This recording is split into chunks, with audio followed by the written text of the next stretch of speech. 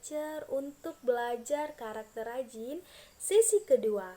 Nah, pada sesi kali ini, teacher akan menampilkan video dari definisi karakter rajin yang akan dibawakan oleh teacher Diana. Kemudian dilanjutkan dengan video sajak yang akan dibawakan oleh Dinda. Lalu video kreativitas oleh Aisyah. Dan kemudian dilanjutkan dengan video intisari dari Miss Ikoy. Lalu yang terakhir ada video tekad dari Angel. Nah, sebelum kita memasuki video yang pertama mengenai definisi yang dibawakan oleh teacher Diana, mari sama-sama kita simak, kita tonton, dan kita praktekkan lagu dari karakter rajin berikut ini. Di rumah mama papa memberiku suatu tugas, tidak kerja setengah hati dan berdiri tengah jalan.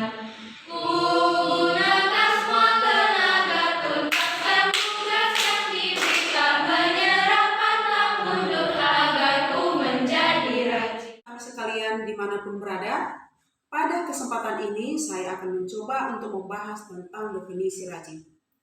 Rajin lawan katanya malas. Rajin adalah mengerahkan seluruh tenaga untuk menyelesaikan sebuah tugas yang diberikan kepada saya. Sedangkan malas adalah kondisi ketika seseorang menghindari sebuah pekerjaan yang seharusnya dapat dikerjakan dengan potensi dan tenaga yang dimilikinya. Ada 3 hal yang perlu diketahui tentang rajin. Yang pertama, upaya yang terus-menerus untuk menyelesaikan sebuah tugas. Yang kedua, mengerahkan diri untuk menyelesaikan sebuah tugas tanpa penundaan yang tidak perlu. Yang ketiga, bertindak hati-hati dan sungguh-sungguh. Jadi anak-anak kami sekalian, marilah kamu hidup rajin, jangan bermalas-malasan. Dan juga dalam bertindak harus hati-hati dan sungguh-sungguh. Rajin yang seimbang dilandasi oleh 3 hal.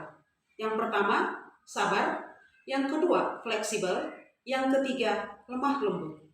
Sabar adalah orang yang melakukan segala sesuatu dengan sabar, tanpa frustrasi dan kecemasan yang tidak perlu. Fleksibel adalah orang yang merasa bahwa tugasnya adalah miliknya sendiri dan akan tersinggung saat otoritas mengubah arah. Yang ketiga, lemah lembut. Orang yang rajin bekerja dan harus peka terhadap kebutuhan orang lain. Jadi berarti bukan hanya kebutuhan kita, kebutuhan orang lain juga perlu kita pentingkan ya. Ada beberapa ciri dari rajin. Yang pertama, rajin menyelesaikan tugas dengan tepat waktu. Yang kedua, memanfaatkan seluruh waktu luang dengan sebaik mungkin. Dan yang ketiga, rajin mencari ilmu pengetahuan dengan cara mengadakan penelitian sederhana untuk kebutuhan belajar. Berikut ini adalah beberapa contoh dari rajin, yaitu rajin belajar, rajin bekerja, rajin membantu, rajin berdoa, dan rajin beribadah. Nah, kelima hal tersebut, alangkah bagusnya kalau kita bisa terapkan dalam kehidupan kita sehari-hari. Keuntungan dari rajin adalah, yang pertama, pekerjaan akan cepat selesai. Yang kedua, menjadi disiplin.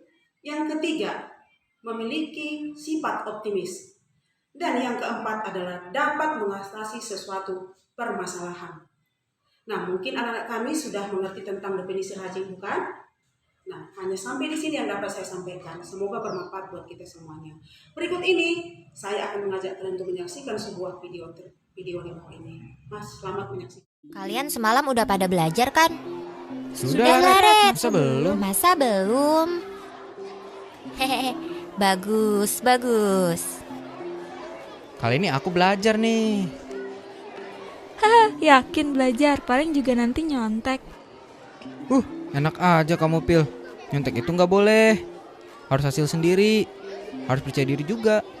Kamu habis makan apa? Tumben omongan kamu bener. Iya nih Ale, jadi hebat kamu. Hahaha. Ngomong-ngomong, si Baim mana ya? Jam segini belum datang. Wah, iya ya. Tumben aku yang duluan dibanding dia. Biasanya kan aku yang sering telat. Mungkin dia kesiangan. Tadi sih aku nggak lihat dia di jalan. Biasanya kan kalau di jalan sering ketemu. Ya udah, masuk yuk. Sebentar lagi mau bel masuk nih. Lebih baik kita siap-siap untuk ulangan. Hei teman-teman, tunggu aku. Ayo Baim buruan, udah bel masuk nih. Kemana aja kamu Im? Kok tumben kamu telat? Aku kesiangan, Via. Keasikan main game baru nih semalam. Wah, parah. Mau ulangan main game. Kamu nggak belajar dong. Wah, bener tuh. Kamu gak belajar ya semalam? Masa main game sih, Im? Iya nih, aku sampai lupa belajar. Nanti aku nyontek ya sama kamu, Pilo. Ih, nggak boleh. Yah, Bayi mau nyontek. Malu. Aku takut nggak tahu jawabannya nih nanti. Aku takut nilaiku kecil. Aku takut dimarahin kalau nilaiku kecil. Ya, itu resiko kamu, Baim. Kamu sih nggak belajar. Kalau mau ulangan itu harusnya belajar, bukannya main game.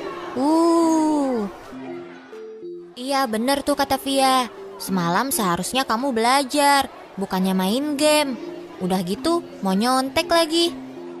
Tapi Red, nanti nilai aku kecil sendirian. Ya, kamu jangan pesimis gitu dulu dong. Lagi juga, belajar itu kan udah dari awal kita masuk sekolah.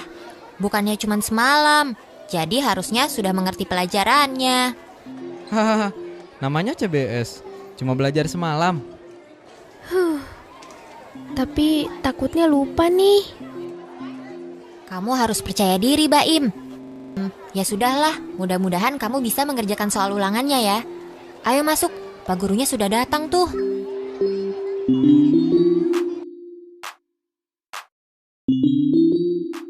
Waduh, kok soalnya makin susah untuk dijawab ya? Shh. Waduh, aku nggak bisa menjawabnya lagi. Bagaimana ya? Apa aku mencontek aja? Aku harus bantu dia. Tapi kalau kasih contekan, termasuk membantu dia dalam kebaikan tidak ya? Bagaimana ya? Apa aku harus melarangnya menyontek dan membiarkan dia percaya diri dengan jawabannya? Karena menyontek itu kan gak boleh. Nah, setelah kalian menonton video mengenai definisi karakter rajin tadi, kalian tentu sudah paham kan apa itu karakter rajin? Oke? Nah, untuk video selanjutnya, ayo sama-sama kita praktekkan mengenai sajak berikut ini, oke? Kerjakan hingga selesai setiap tugas yang kau mulai. Ku tidak bersikap malas, kerjakan sepenuh hati. Berpusat pada tugas, ku pandang pada tujuan. Ikuti setiap petunjuk agar aku berhasil.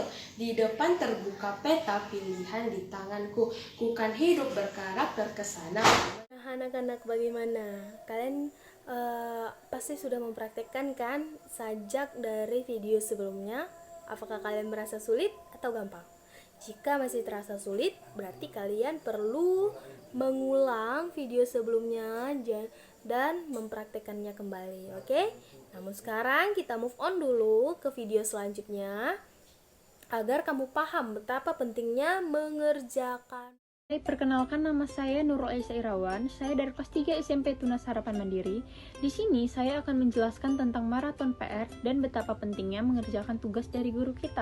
Bagian dari kerajinan yaitu menyelesaikan dan menyerahkan PR. Salah satu cara untuk mendorong siswa agar bertekun dalam area ini yaitu dengan cara mengadakan maraton PR. Yuk simak video singkat berikut.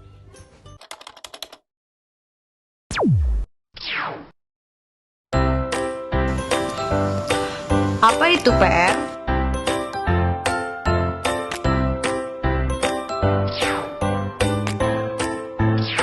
PR adalah pekerjaan rumah yang diberikan ibu atau bapak guru di sekolah.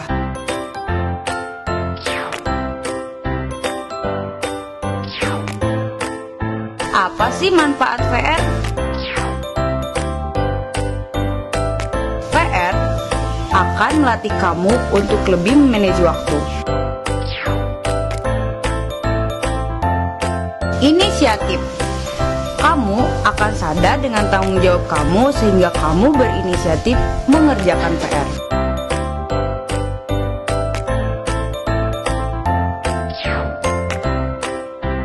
Mengatur jadwal. Kamu akan terbiasa mengatur jadwal sehari-hari.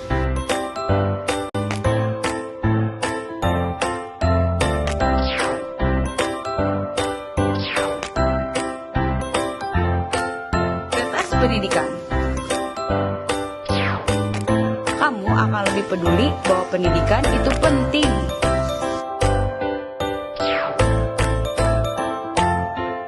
Dan yang terakhir, motivasi orang tua. Dengan mengerjakan PR, orang tua akan lebih memberimu semangat. Ayo kerja. Nah, itu merupakan contoh dari beberapa manfaat mengerjakan PR. Mari kita tekankan betapa pentingnya mengerjakan PR dengan lengkap dan benar. Jangan lupa kerjain PR kalian ya. Yang tonton mengenai pentingnya mengerjakan PR tadi, teacher harap kedepannya kalian bisa lebih paham ya anak-anak, bahwasanya PR itu penting untuk menjaga kalian tetap memiliki karakter rajin di dalam diri kalian ya. Nah, sekarang kita masuk ke video intisari oleh Miss. Pada segmen intisari. Apa intisari dari karakter rajin? Yang pertama, rajin itu berarti tidak menunda-nunda pekerjaan. Apapun pekerjaan yang diberikan, lakukanlah sesegera mungkin agar pekerjaan tersebut tidak semakin banyak dan semakin menumpuk. Karena ketika kamu menumpuk pekerjaan tersebut akan semakin banyak, dan ketika kamu melakukannya atau mengerjakannya, kamu akan menjadi lebih letih atau lebih capek.